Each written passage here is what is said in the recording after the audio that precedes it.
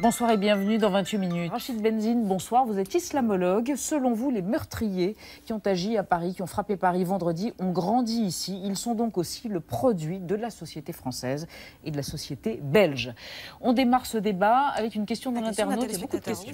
Néanmoins, Rachid Benzine, que peuvent des actions militaires organisées, planifiées contre des kamikazes animés par la pulsion de mort qui se font sauter ? On ne peut pas faire grand-chose, malheureusement, sauf à essayer d'éviter, à travers le renseignement, puis essayer de s'appuyer sur la population pour faire face, je dirais, à cette épreuve qui est terrible. Tout d'abord parce que il faut essayer d'expliquer l'archéologie de ce qui est en train de nous arriver. Et je suis d'accord avec Dominique qu'il y a un certain nombre, je dirais, d'éléments dans notre politique internationale depuis au moins une trentaine d'années sur cette région-là, qui fait que la guerre est absolument importée aujourd'hui en France. Elle est asymétrique et ils vont utiliser tous les moyens pour déstabiliser toutes les sociétés.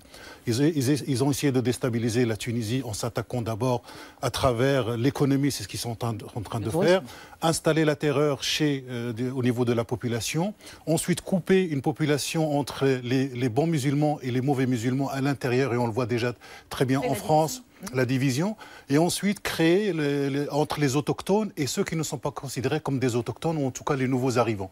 Et donc nous avons quelque chose quand même qui est assez complexe et qu'on doit absolument prendre en compte. L'analyse ne peut pas être monofactorielle. Et pourquoi des attentats suicides aujourd'hui? C'est nouveau, on n'avait pas de kamikazes avant.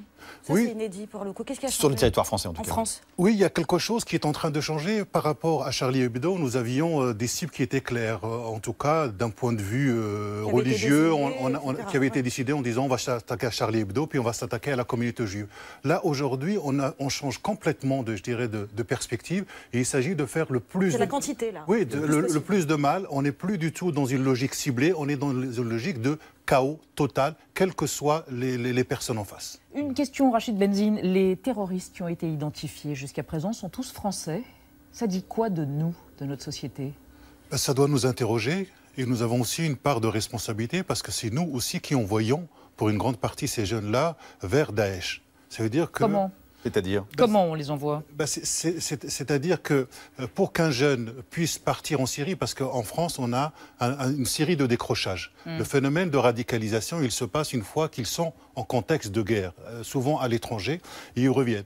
Qu'est-ce qui fait qu'un jeune qui a grandi ici puisse avoir à la fois la haine de soi et la haine de l'autre? Ça veut dire qu'il y a un processus de déshumanisation qui a fonctionné, et ça veut dire qu'il y a eu un certain nombre de décrochages dans la société française qui font que ces jeunes, au bout d'un moment, ne se reconnaissent pas du tout français. Donc notre modèle social français, la manière dont on fait place culturelle, doit être aussi repensé en fonction de ces perspectives-là. C'est une minorité, mais c'est une minorité qui est agissante et qui doit nous interpeller, parce que ce n'est pas normal que des jeunes qui ont grandi ici puissent partir de l'autre côté. Cela veut dire aussi que Daesh joue sur, je dirais, 3 mythes fondateurs qui sont très importants et qui fonctionnent comme idéologie, puisque sur le marché de l'idéologie, il n'y en a pas suffisamment.